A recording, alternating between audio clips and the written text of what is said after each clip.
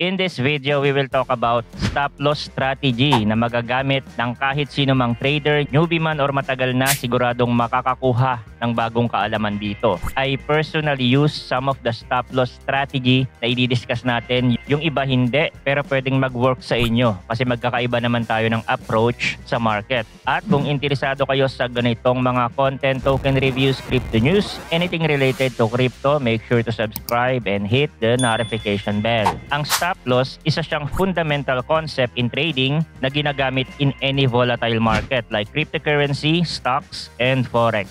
Ito yung preset order na inilalagay natin sa exchange para magbenta ng asset kapag naabot na nito ang certain price level. Ang primary goal ng stop loss ay para malimitahan ang pagkatalo natin sa trade. So for example, bumili ako ng token na nagkakahalaga ng $100 isa. Dahil ang expectation ko ay tataas ang halaga nito in the near future. Pero kung sakali man na mali ang aking assumption, I will set a stop loss kapag bumagsak ang price ng token sa halagang $90.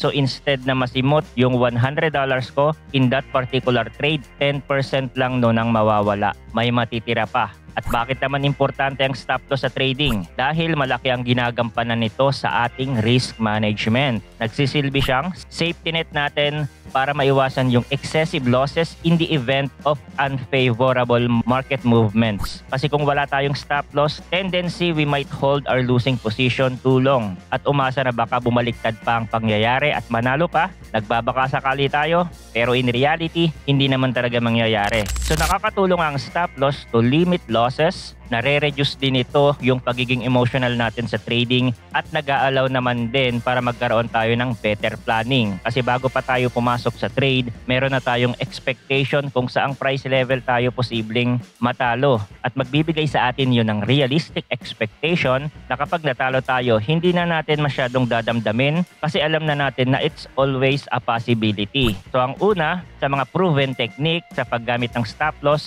ay ang percentage-based stop loss. Ito yung pinakasimple and the most widely used stop loss strategy. Ito din yung method na itinuturo sa mga textbook. Katulad ng 2% of your capital lang ang kailangan mo i-risk per trade. If nakabasa na kayo ng mga trading books, then siguradong alam nyo na yan. Parte siya ng risk management natin as a trader at na-discuss ko na din dito yan sa channel at sa trading course, sa risk management part. Ito yung isa sa example na ginamit ko doon. Kunyari, meron kang $5,000 capital, ang risk per trade mo is 2%, then that would be $100.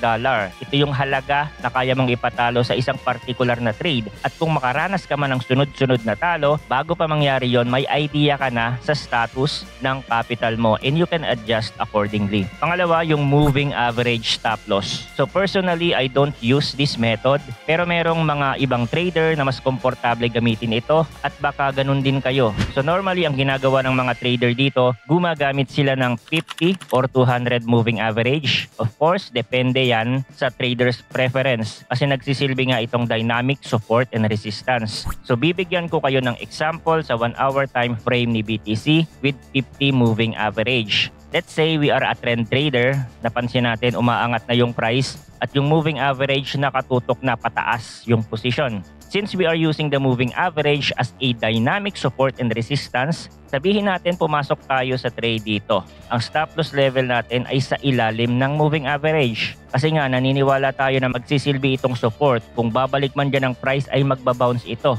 Kung sakaling hindi at magtuloy-tuloy na magke-create ng convincing breakout pa ibaba, then naka-exit na tayo with the use of our stop loss. So ganun lang yung idea ng paggamit ng stop loss gamit ang moving average. Kabaliktaran lang kapag sa short position, sa ibabaw naman ng moving average, yung stop loss nakalagay. Bago tayo pumunta sa susunod, again, kung nasa fear desk pa din kayo nagtitrade, kailangan nyo nang lumipat sa Jumpex. Ito na yung bagong fear desk, nagpalit lang sila ng brand name. Pero we need to sign up again para magamit ito. Meron tayong link sa description. Mas maraming token dito, maraming bagong ino-offer. Trading contest every month. Malaki din yung welcome bonus na ipinamimigay nila. VIP 3 agad kayo dito. Sa fear desk kasi VIP 1 lang yung nakuha nyo. At yung weekly giveaway natin para sa mga new users na pinipili randomly, $100 na ang ipinamimigay. Dati kasi $50 lang. So dito, mas malaki ang posibleng makuha nyo. Okay? So balik tayo. Pangatlo is yung ATR, Average True Range Stop Loss. Marami ding mga trader ang gumagamit ng ATR indicator para ma-determine nila ang stop loss level. Sa mga nagpo-code ng bot, ito yung madalas na ginagamit nila para masukat yung layo ng stop loss depende sa volatility. Kasi ang indicator na ito ay sinusukat ang market volatility. Kapag mataas ang ATR value, nag-i-indicate yun ng mataas na volatility. At kapag mababa naman ang ATR value,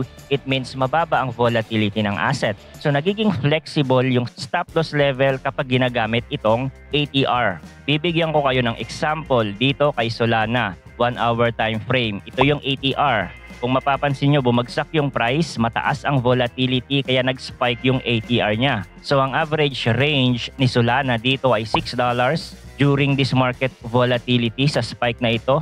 Ibig sabihin yung pagbabago ng price ay nasa range ng $1 to $6 sa pagbaba at pagtaas nito. At kapag bumaba na yung volatility, yung range niya ay nasa $1 na lang. Now, kung papasok tayo dito for long position at ang ATR niya ay naglalaro sa $1 to $2, then saan ang stop loss natin? Dito papasok yung multiplier. Magbibigay tayo ng breathing room sa price. Like for example, ang gusto natin na multiplier ay 2. So, imu-multiply lang natin yon sa ATR which is around $2 at ang magiging stop loss distance natin ay $4.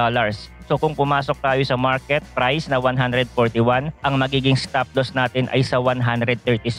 Kasi ang average true range lang naman ng price ay nasa $2 with a multiplier of 2. So ganun yung idea. It is based on volatility. May mga pros and cons din dito. At maganda siya gamitin sa mga trading bot. May mga trading bot na kasi ako na nagawa before na ATR ang ginagamit ko for stop loss level. Isunod natin ang support and resistance stop loss. So ito yung typical na pinaglalagyan ng mga trader ng stop loss, below support and above resistance. Yung idea naman ng stop loss above swing high and below swing low ay dito rin ang galing. Ang mga swing point kasi na yon ay nagsisilbi din na support and resistance level. Normally kapag nag-enter tayo ng long position sa may support area, ang stop loss natin ay nasa ilalim nito.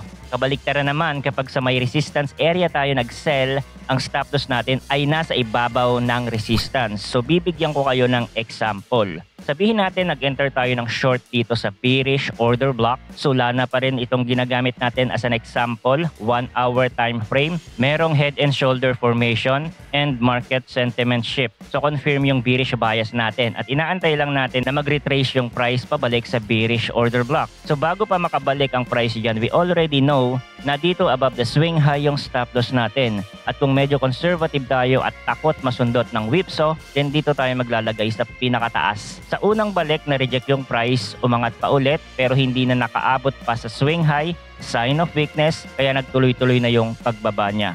If ever man na stop out tayo at pumitik pa yung price pa itaas, that's fine. Normal yon. We just need to wait for another opportunity na ibibigay sa atin ng market. At ang panghuli natin ay yung time-based stop loss. Ito naman yung strategy na mag-e-exit tayo sa trade in a certain period regardless of price movement. So ginagawa ko din ito paminsan-minsan kapag necessary talaga at sigurado akong mali talaga yung ginawa kong trade na alam kong mauuwi lang sa mas malaking pagkatalo. So it's case-to-case basis. Ginagawa natin ito kahit meron tayong nakalatag na stop loss strategy already. Minsan kasi may mga pagkakataon na papasok tayo sa trade at ang tagal-tagal nang naka-open yung position pero hindi pa din nahihit yung stop loss or take profit. Sabihin natin mga 1 week na tayong merong open position at short-term trading lang naman yung approach natin at umabot na ng ganong katagal. So dito papasok ang time-based stop loss. Kailangan na natin i-close yung position kasi wala naman nangyayari at nami-miss lang natin yung ibang opportunity. So ganun lang siya gamitin. At yun lang ang trading tips natin for today. I hope meron na naman kayong natutunan na bago. Thanks for watching again. Good luck and see you on the next video.